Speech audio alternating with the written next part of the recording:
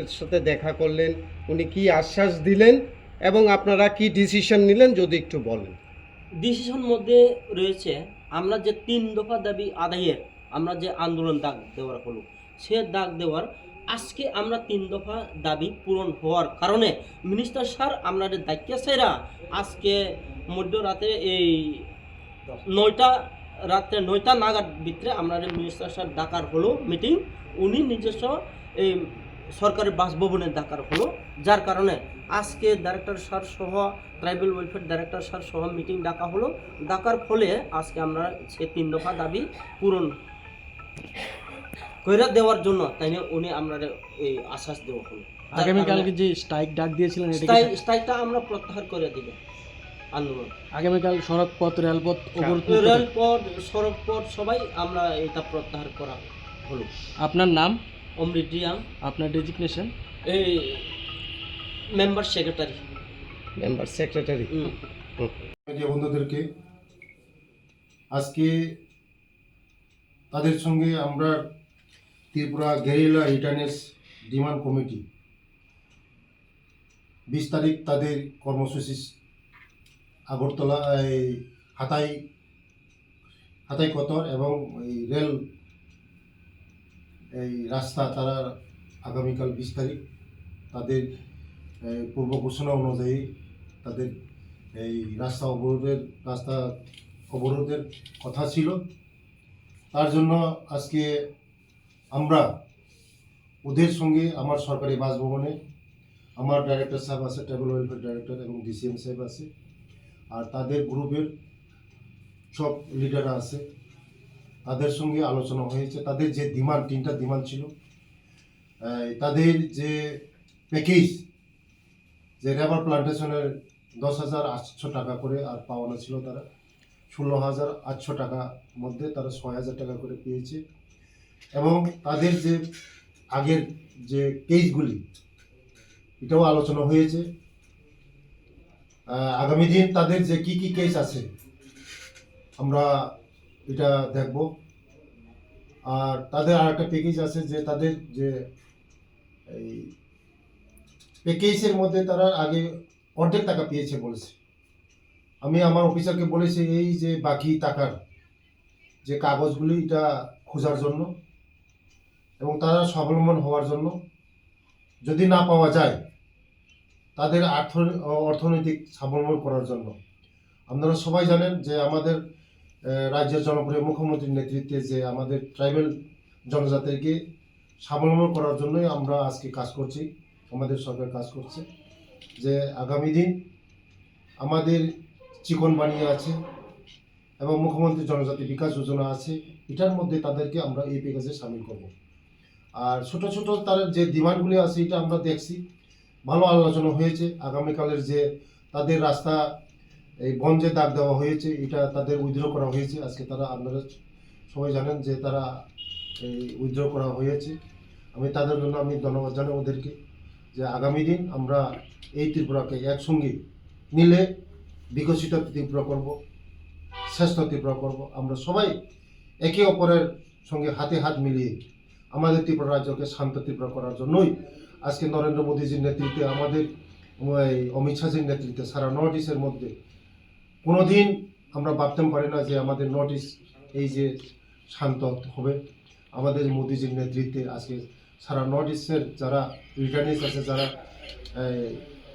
জঙ্গলে ছিল, তাদেরকে স্বাভাবিক জীবনে নিয়ে এসে আজকে তাদের এই পরিবারের সঙ্গে ওরা শান্তিতে বসবাস করছে এবং সারা ত্রিপুরা রাজ্যের মধ্যে আমরা শান্তিতে আছি।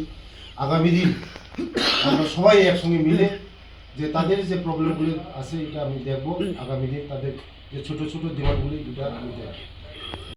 অমৃতবাবু, মূলত আজকে আপনারা কার সাথে দেখা করলেন? কালকে আপনাদের আন্দোলন ছিল, তো আজকে কার সাথে দেখা করলেন এবং কি ডিসিশন হয়েছে, ওনার সাথে কি আলাপ আলোচনা হয়েছে যদি একটু বলেন। আচ্ছা, ঠিক আছে। আমরা আজকে এই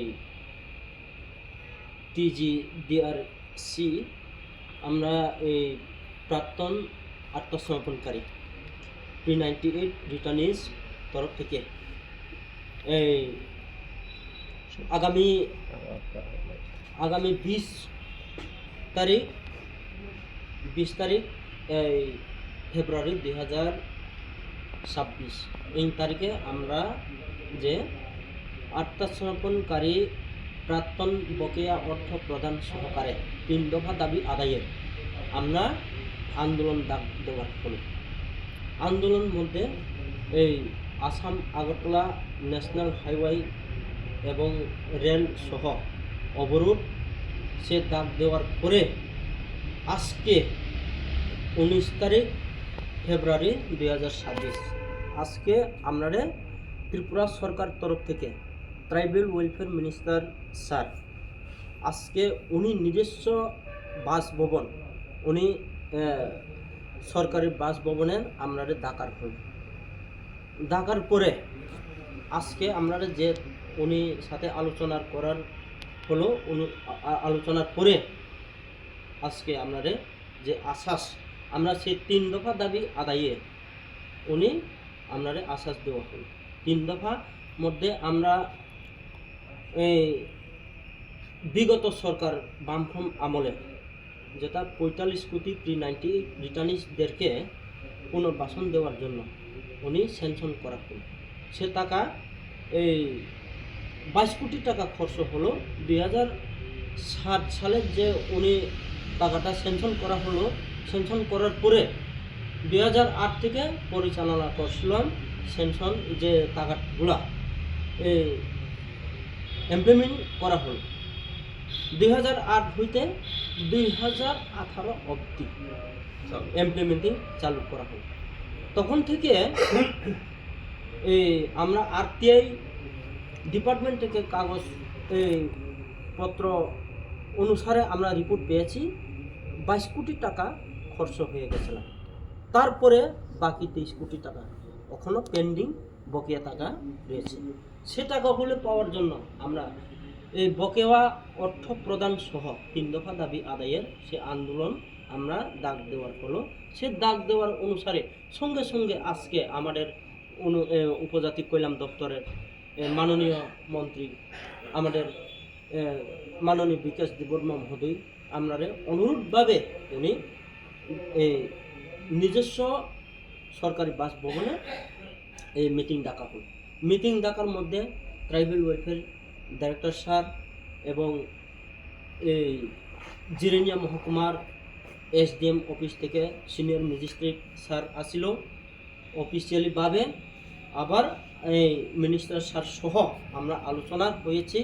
আলোচনার মধ্যে মোটামুটি আজকে আমরা আশ্বাস পেয়েছি সেই টাকা পূরণ করার জন্য আমাদের যে 3 দফা দাবি রাবার প্ল্যান্টেশন বকেয়া টাকা সহ এবং আমাদের কেস উইথড্র সহ এবং সেই 23 কোটি টাকা সহ আমরা পাওয়ার জন্য উনি আপনাদের মাইনুস সহ এখন এই আশ্বাস দেওয়া হলো। আপনারা কি কালকে বসবেন? কালকে তো আমরা যাহাতে আজকে মিনিস্টার স্যার এখনো আমরা আশ্বাস পেয়েছি কালকে আমরা আন্দোলনটা প্রত্যাহার করব। আচ্ছা, ঠিক আছে। আন্দোলন আর হবে না, আন্দোলন প্রত্যাহার কইরা দেওয়ার আমরা প্রস্তুত। ঠিক আছে। আপনি এই জায়গাটা